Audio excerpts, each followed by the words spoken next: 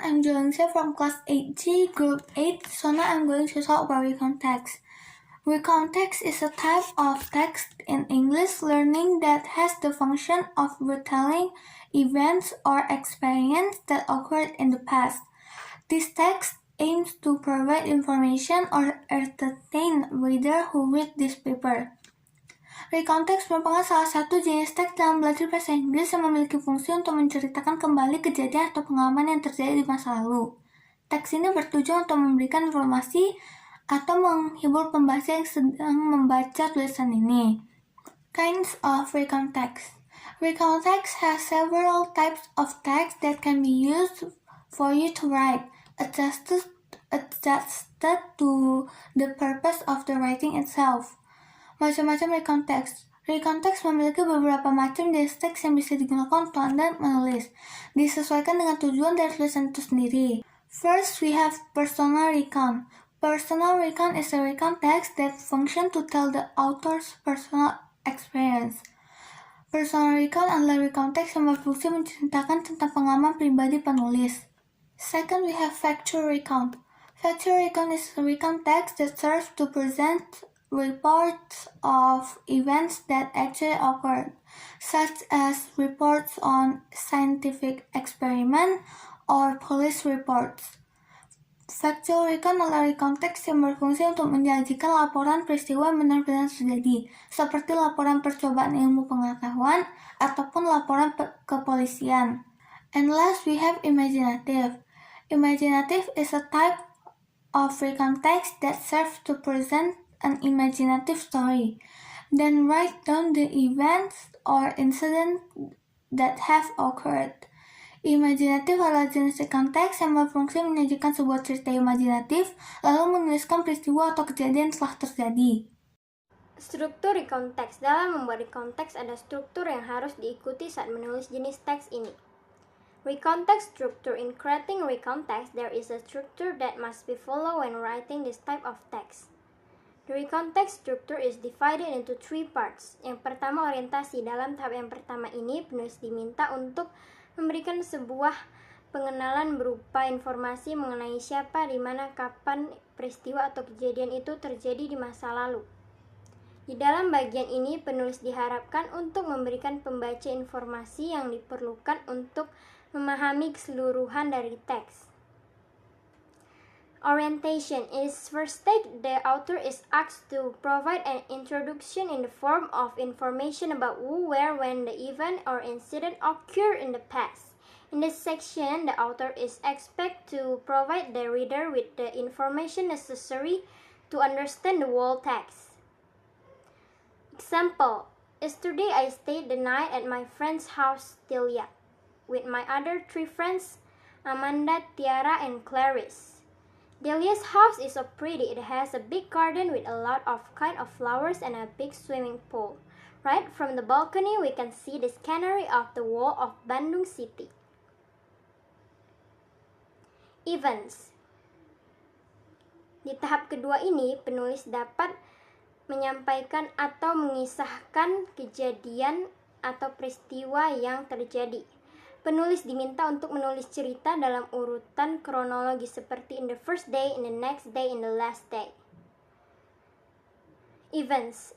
In the second stage, the writer can convey or tell the events or events that occurred. Authors are asked to write a story in chronological order. Reorientation. Tahapan terakhir ini merupakan tahapan pengulangan pengenalan yang ada di tahap pertama. Pengulangan yang merangkum semua peristiwa atau kejadian yang diceritakan. Di tahapan terakhir, penulis bisa menuliskan rangkuman dari semua peristiwa atau kejadian yang diceritakan. Penulis juga bisa menuliskan komentar atau kesan personal terhadap peristiwa atau kejadian yang telah terjadi. Reorientation. This last stage is the stage of repeating the introduction is in the first stage. The existing loop summarizes all the events or incidents that were told. In the last stage, the author can write a summary of all the events or incidents that are told. The author can also write comments or personal impressions of events or incidents that have occurred. Example, we finally go to sleep around 2 a.m. It was late, but we had so much fun. I would love to go back to Delia's house. Example, when we first arrived at 8 a.m., Delia has welcomed us and asked us to get around the house, and she explained all the room inside her home along with its function. After walking around the house, we gathered at Delia's room to put our things. Then we go to the garden and have some tea while chatting with each other. At 12 p.m., Delia asked us to eat the lunch prepared by the chef. The food was delicious. It was a traditional food from Korea.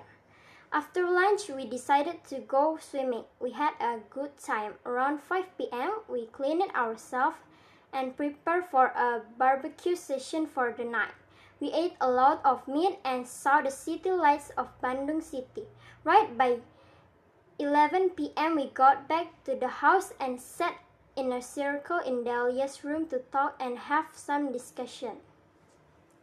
Recount text. Pada saat menulis sebuah recount text, pastikan ciri-ciri berikut terdapat pada tulisan Anda. Contoh, saya menghabiskan waktu musim panas saya di Yogyakarta dan saya merasa sangat senang. Menggunakan action verb. Contoh, habiskan, pergi, membawa, dan mengambil. Menggunakan adverb dan adverbial phrase untuk mengungkapkan waktu, tempat, dan cara. Contoh, bulan lalu di Malang, belakangan ini, dan lain-lain. Menggunakan conjunction dan time connectivities untuk mengurutkan peristiwa atau kejadian. Contoh, dan, atau, setelah itu, dan lain-lain. Recount text feature. When writing a recount text, make sure the following characteristics are included in your writing. Using past sentence. Example, I spent my summer in Yogyakarta and I was very happy.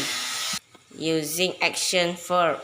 Example, spend, went, broke, took. Use adverbs and adverbial phrase to express time, place, and way. Example, last month, in Malang, lately.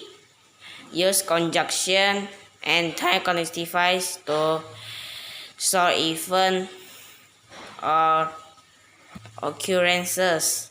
Example, and, or, after that. Example of recount text. Personal recount text. I spent my last summer in Seoul, South Korea. I went there by myself for a 4-day solo trip. Saya menghabiskan musim panas terakhir saya di Seoul, Korea Selatan. Saya pergi ke sana sendiri selama 4 hari perjalanan solo. On the first day, I was landed in Incheon Airport around 7 a.m. After a 6-hour-long flight, then I went Seoul by train and I checked into hotel I already booked. I decided to take a rest for a while. At night, I went to Hongdae, a famous district in South Korea. I went to eat traditional Korean food and went around the neighborhood. On the next day, I went to Gyeongbokgung Place National Museum. I also learned how to make kimchi and see the secondary of Seoul from Seoul Station. I went back the hotel at 10 a.m. and eventually went to sleep. Di hari pertama saya mendarat di Bandara Incheon sekitar jam 7 pagi. Setelah menempuh penerbangan selama 6 jam, kemudian saya pergi ke Seoul dengan kereta api dan check-in ke hotel yang sudah saya pesan. Saya memutuskan untuk istirahat bentar dan pada malam hari saya pergi ke Hongdae, sebuah distrik terkenal di Korea Selatan. Saya pergi makan makanan tradisional Korea dan berkeliling di lingkungan sekitar. Keesokan harinya saya pergi ke istana Gyeongbokgung dan Museum Nasional. Saya juga pergi untuk belajar bagaimana membuat kimchi dan melihat pandangan Seoul dari menara Seoul. Saya kembali ke hotel jam 10 malam. On the third day, I went to Korean Demilitarized Zone or DMZ. DMZ is a border barrier that divided South Korea and North Korea. I always went to Dora Observatory. From here we can see how North Korea look like binocular. I spent the fourth day walking around Myeongdong and buy some stuff and souvenir for my friend and my family. Korea look like two binoculars. North Korea looks like two binocular. Okay. On the third day, I went to the I have fantastic experience in South Korea, especially to go to see how to Korean Peninsula is it great trip. Okay. Di hari ketiga, saya pergi ke zona demilitarisasi Korea atau DMZ. DMZ merupakan pembatasan yang memisahkan Korea Selatan dan Korea Utara. Saya juga pergi ke observator Dora. Dari sini kita bisa melihat bagaimana rupa Korea melalui teropong. Saya menghabiskan hari keempat berjalan-jalan di sekitar Myeongdong dan membeli beberapa barang dan souvenir untuk keluarga dan teman-teman saya. Saya pergi ke bandara jam 3 sore karena penerbangan saya jam 5 sore. Saya memiliki pengalaman yang luar biasa di Korea Selatan, terutama bisa melihat langsung bagaimana semenanjung Korea. Ini perjalanan yang luar biasa. I will telling about question about the context. Okay. Number one, what is the structure of the recontext? The answer is structure of recontext is orientation, events, and orientation.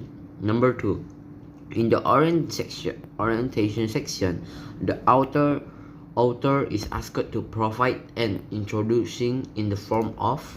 Number two, the answer is information about who, where, when the event or incident occurred in the past. Number three, the function of context is. Number three is the function is to retell events or experience that occurred in the past. Number four, there are three kinds of recontext. That is, number four is the answer is personal recount, factual recount, and imaginative. Number five, what is the difference between personal recount and factual recount? The answer is personal recount function to telling about author personal experience, whereas factual recount serve to present a event, report actually what happened, like science experiment or report a police report. Number six, toward a recontext, what sentence should be used? Past tense sentence. That is the question. That is the answer. Number seven, what kinds of recontext which part serve to present an imaginative story? Number seven is the answer is the part is imaginative. Okay. Number eight, last Wednesday was a tiring day. I spent my time to do a lot of activities that I had no time to take a rest. The sentence above is usually in one part of the context structure, that is orientation. The answer. After that, number 9, I spent my last day in Myeongdong and bought some stuff and souvenir for my family and friends. I also ate the street food there. I went to airport 3 p.m. because my flight was at 5 p.m. I had a fantastic experience in South Korea and made my wonderful memory with my friends. It was a good trip.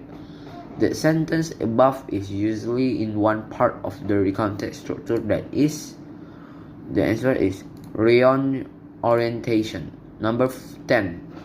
On the first day, I was landed in Incheon Airport around 7 a.m. after 6-hour-long flight. Then I went Seoul by train and I checked up to the hotel I already booked. I decided to take a rest for a while, and night I went to Hongdae a famous district in South Korea. I went to eat traditional Korean food. On the next day, I went to Gyeongbokgung, place on National Museum. I always went to learn how to make kimchi and see the stationary Seoul from Seoul Tower. I went back to the hotel at 10 p.m. and I immediately went to sleep. The sentence above are usually in one part of recontext structure, that is, number 10 is event. Okay, thank you, Miss. That's all from Group 8. I'm very sorry if I have missed language. Thank you, Miss.